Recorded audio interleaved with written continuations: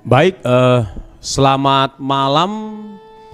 Senang bertemu kembali dengan Bapak Ibu, saudaraku, para pemirsa dari Amazing Ministry, yaitu acara cakap-cakap tentang Tuhan.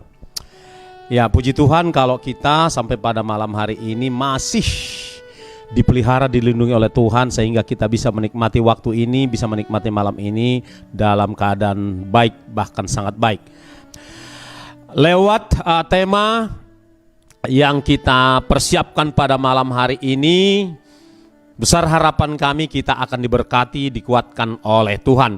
Adapun tema kita pada malam hari ini adalah kelangsungan hidup di bumi atau kelangsungan hidup dalam kekekalan di akhirat.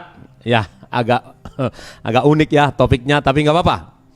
Nah, Bapak Ibu saudaraku yang dikasihi oleh Tuhan Yesus Kristus, kita tahu bahwa pada mulanya Tuhanlah yang menempatkan manusia untuk hidup di muka bumi ini, ya, hingga ratusan tahun. Ya, hingga ratusan tahun usianya di zamannya baik Adam maupun di zamannya Metusala sampai 900-an tahun. Pertanda bahwa memang Tuhan menghendaki manusia itu hidup lama di bumi, kan begitu ya? Meskipun sesungguhnya Tuhan tidak merancang kita untuk hidup selamanya, tapi lama, kan begitu ya? Nah, itu sebabnya Tuhan terlebih dahulu menyediakan segala jenis kebutuhan manusia agar bisa melangsungkan hidupnya di muka bumi ini. Ya, sekali lagi, meskipun Bapak Ibu Saudara, Tuhan tidak merencanakan untuk kita selamanya di bumi yang sekarang ini, melainkan Tuhan menghendaki kita akan bersama-sama dengan Tuhan Allah, dengan Dia di bumi yang baru, ya, di Yerusalem baru, di langit yang baru. Demikian. Nah, Bapak Ibu Saudara yang dikasihi oleh Tuhan, namun dalam kenyataannya Bapak Ibu Saudara, meskipun Tuhan tidak merancang kita, tidak mendesain kita untuk hidup selama-lamanya di muka bumi yang sekarang ini, ternyata banyak orang yang hanya memikirkan supaya dapat bertahan hidup di bumi, ya, di bumi yang sekarang ini, kan begitu ya. Sampai-sampai menghabiskan seluruh waktu, tenaga, pikiran, usaha hanya untuk dapat melangsungkan kehidupan di bumi ini saja. Nah, Bapak Ibu Saudara, orang-orang yang sedemikian ini akan menempuh segala cara untuk mencapai apa yang diingini hatinya, ya, tidak ya memperdulikan, ya, tanpa memperdulikan apakah keinginan hatinya berkenan kepada Allah atau tidak.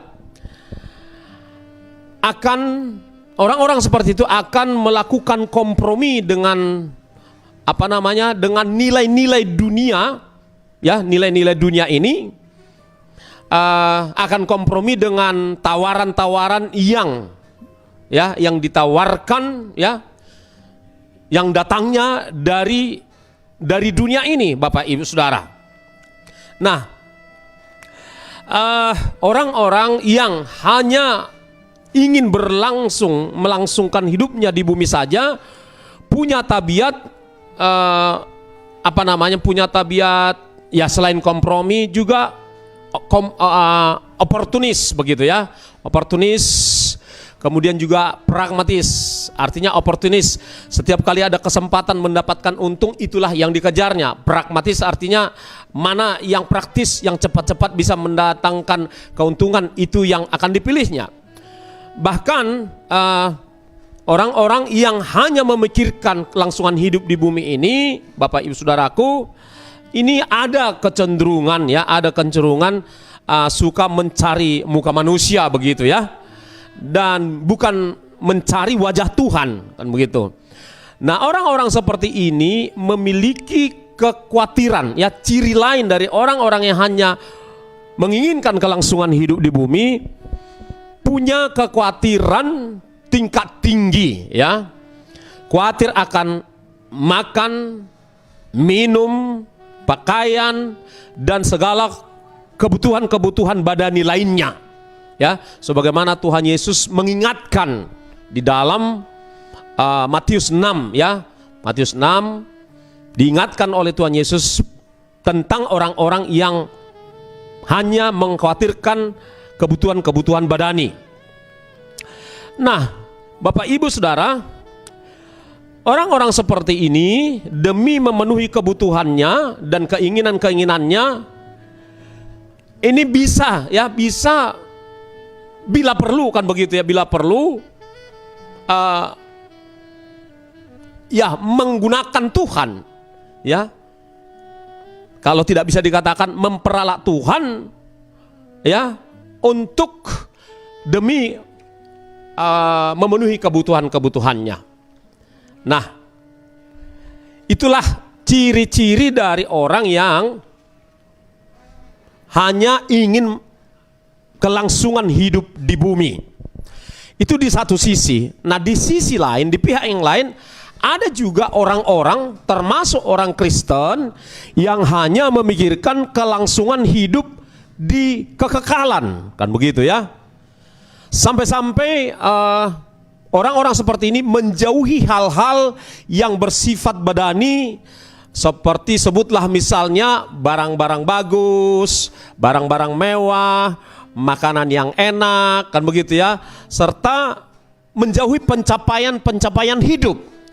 Hingga mereka, orang-orang yang seperti ini, pergi ke tempat-tempat pertapaan, ya, demi tidak dicemari atau tercemar oleh matanya, telinganya, dan lain-lain, ya, agar terpisah dari dunia yang cemar ini, yang kita kenal dengan istilah askese.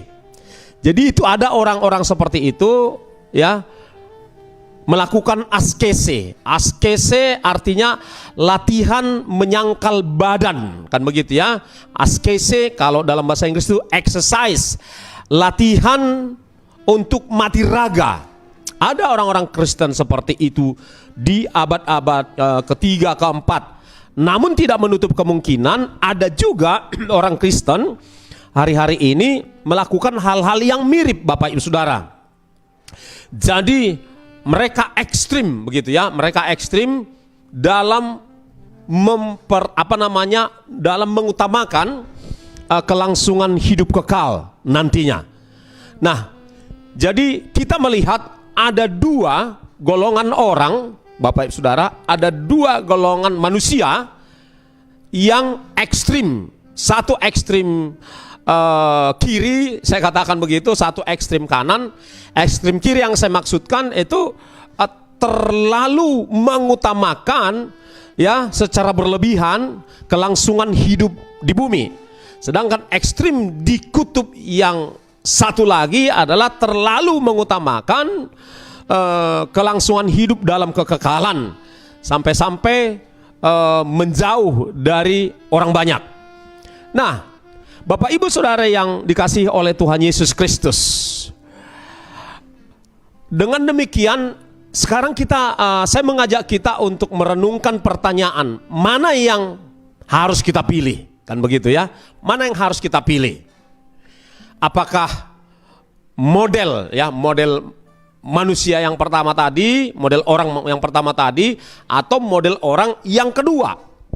Ya, mana yang Anda pilih, ya? Saya izin bertanya kepada Bapak Ibu Saudara, mana yang Anda pilih? Seperti orang jenis pertama kah, atau seperti orang jenis yang kedua, saudaraku? Nah, kalau Bapak Ibu Saudara tanya saya, jawaban saya adalah saya tidak memilih, ya, kedua-duanya. Saya tidak akan memilih kedua-duanya. Saya akan memilih kebalikan dari kedua-duanya. Maksudnya apa? Ya, saya akan memilih melangsungkan kehidupan selama saya di bumi. Karena apa? Karena Tuhanlah yang merancang saya untuk hidup di bumi ini demi tujuan dan rancangan Tuhan, kan begitu ya.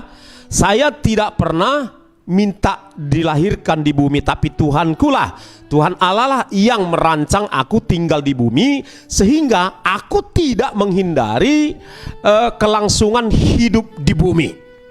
Ya, hanya saja selama aku di bumi, Bapak Ibu Saudara, aku akan mengikuti agenda Tuhan, mengikuti rencana Tuhan. Untuk apa Tuhan izinkan aku hadir di bumi ini, di generasi aku ini, untuk apa aku hidup. Itu yang bagi saya yang terutama. Jadi saya tidak menyangkali betapa pentingnya untuk untuk kelangsungan hidup selama di bumi.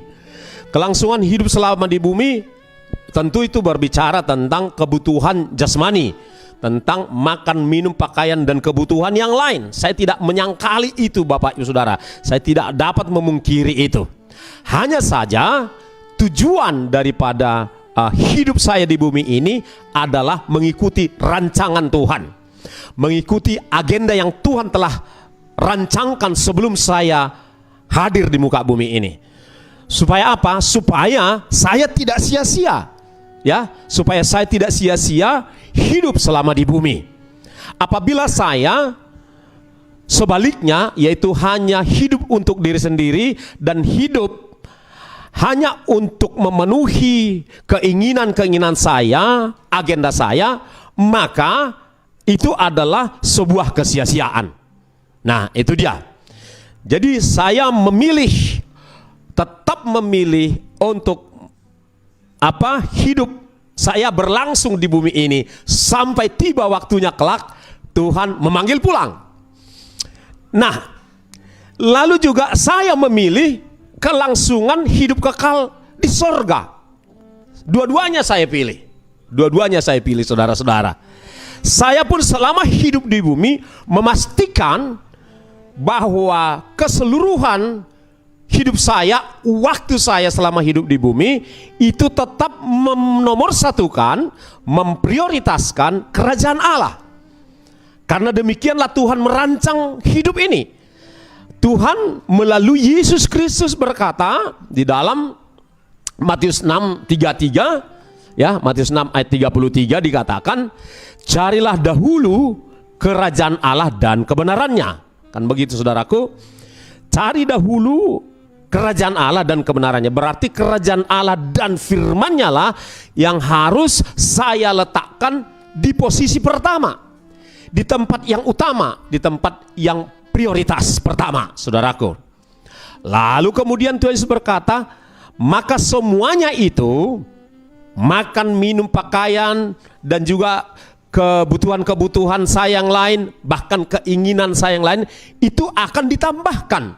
Jadi demikian, saudara-saudara, settingan hidup yang didesain oleh Tuhan. Pertama, saya akan tetap dalam keseharian saya, dalam tiap kali saya harus membuat pilihan, saya harus tetap mengutamakan Tuhan, kerajaan Tuhan, dan firman Tuhan di atas segala-galanya. Baru urusan kelangsungan hidup di muka bumi ini. Demikian, saudara-saudara yang dikasihi oleh Tuhan. Jadi seperti itu, ya, seperti itu. Nah, selanjutnya saya ingin mengajak kita sekalian pada malam hari ini untuk mencoba melihat, ya, ciri-ciri lain, ya, dari orang-orang atau pribadi-pribadi yang hanya mengutamakan kelangsungan hidup di bumi. Yang pertama, orang-orang seperti itu fokusnya hanyalah soal-soal kebutuhan badani atau bios, ya. Di dalam Matius 6 ayat 25 saya bacakan buat kita.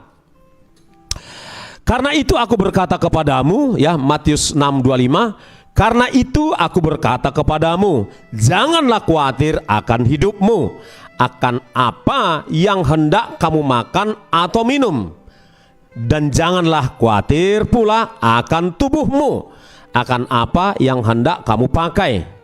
Bukankah hidup itu lebih penting daripada makanan, dan tubuh itu lebih penting daripada pakaian? Kalau saya tidak salah Bapak Ibu Saudara, bahwa kata hidup di kalimat yang pertama itu adalah berbicara tentang lifetime selama di bumi. Kan begitu. Sedangkan kata hidup di dalam kalimat yang terakhir yang dikatakan, bukankah hidup itu, kata hidup di sini adalah berbicara tentang hidup zoe, hidup roh kita, hidup kekekalan kita. Nah, kembali kepada ciri-ciri orang yang hanya mengutamakan kelangsungan hidup bios, yaitu di kalimat yang pertama, dia hanya fokus, ya, pikirannya, hatinya, dia hanya didrive, ya, digerakkan, disetir oleh pemenuhan kebutuhan hidup badani atau bios, Bapak Ibu Saudara. Nah, itu yang pertama. Ciri yang berikutnya dari orang-orang yang hanya merindukan kelangsungan hidup di bumi, yaitu Roma 16 ayat yang ke-18. Roma 16 ayat yang ke-18 demikian.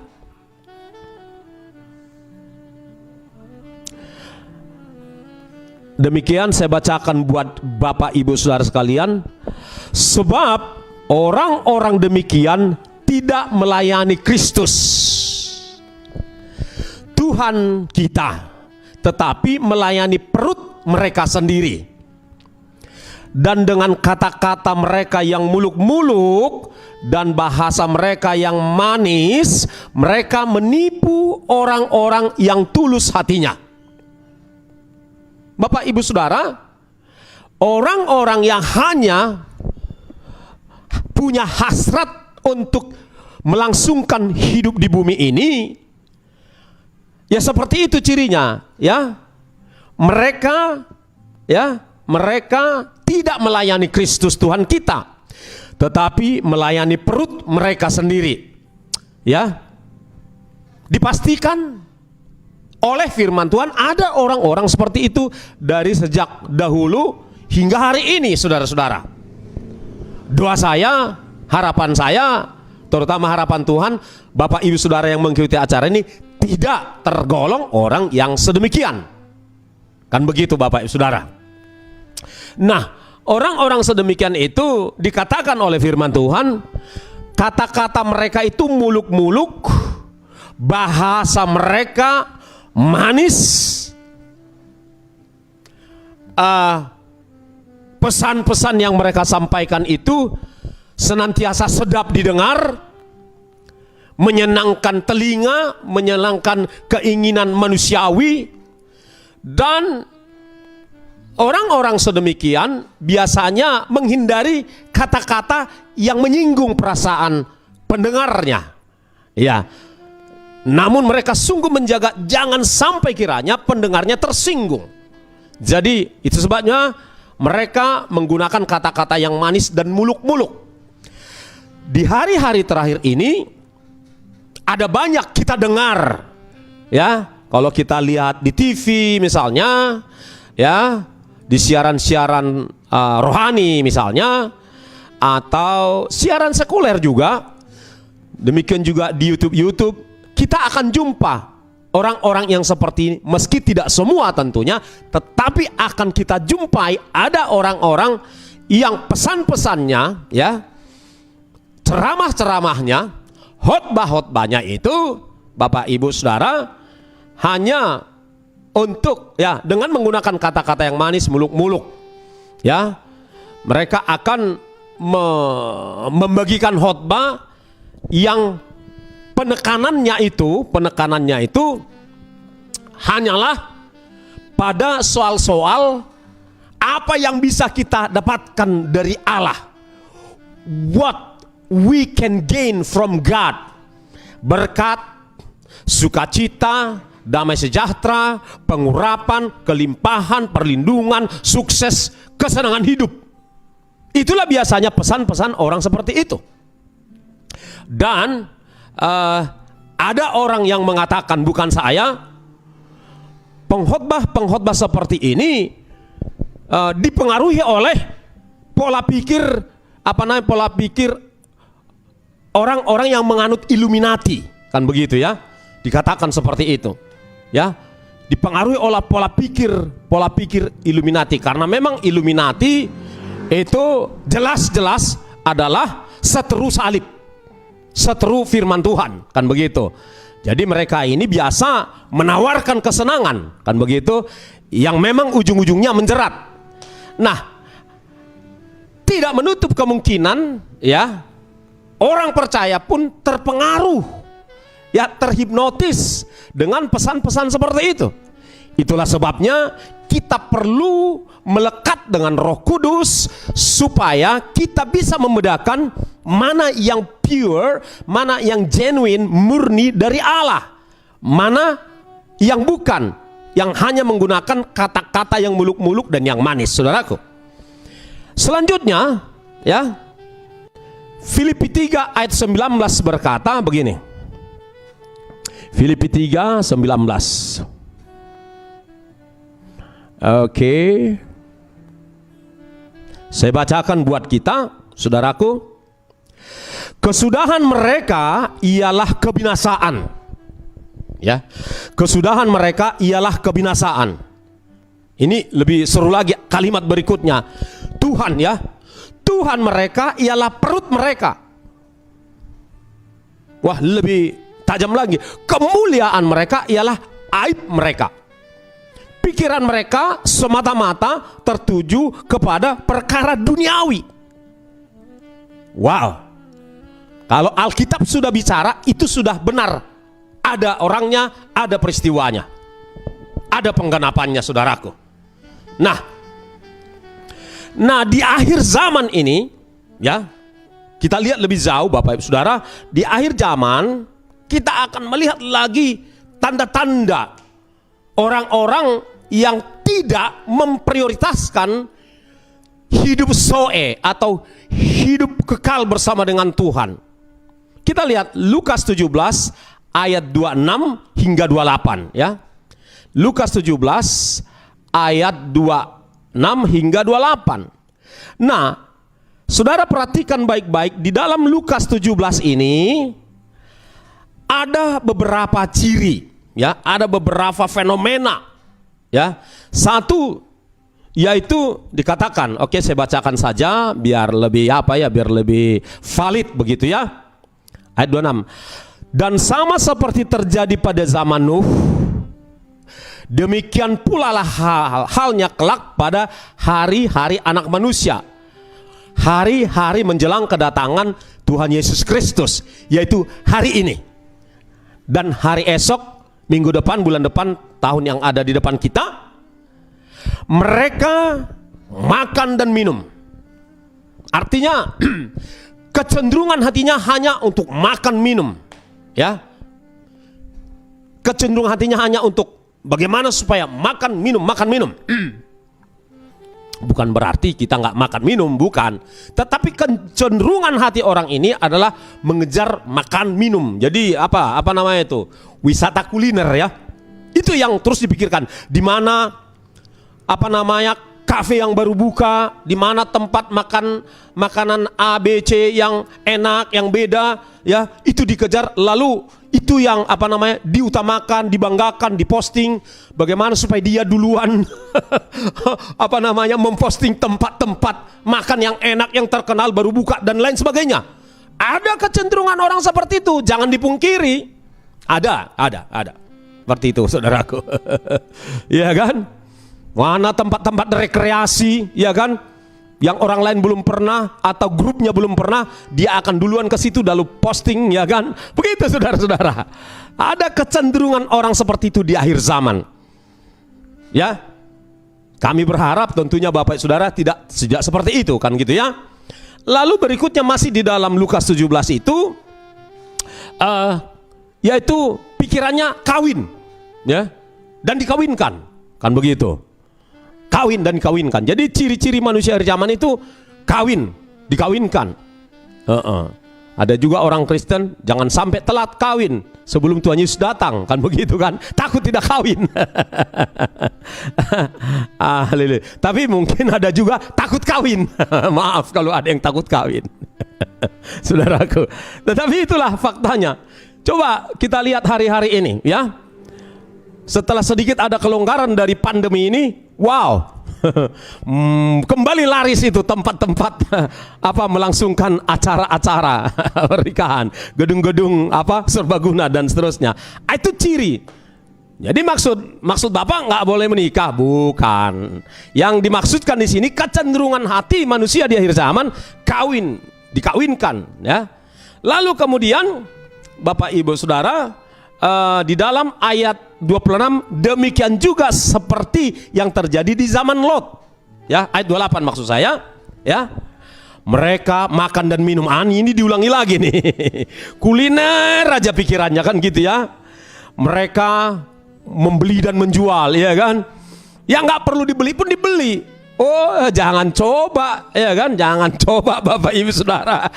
Ada siaran langsung live jualan. Wah, itu dia maksud saya bukan di Indonesia, di Filipina, Singapura, ibu-ibunya nggak boleh dilihatnya, langsung dipilih. Aku pilih itu katanya. Iya Eda katanya. Meski sebenarnya banyak juga yang PHP gitu kan, pembeli harapan palsu, nggak jadi beli, nggak jadi bayar. Begitulah saudara-saudara. Jadi, wah, beli, jual. Kalau menjual karena memang demi kebutuhan hidup saja, ya wajar kan begitu ya. Tapi kalau sampai membeli hanya untuk supaya apa ya istilahnya itu, orang Toba bilang kepo. Ada itu nggak penting, tapi lapar mata, lihat agak cantik, beli. Nah, itu ciri-ciri orang manusia akhir zaman, saudaraku. Keharapan kami Anda tidak seperti itu, kan begitu ya? Anda tidak seperti itu. Kalau Anda termasuk orang seperti itu, ya terserah.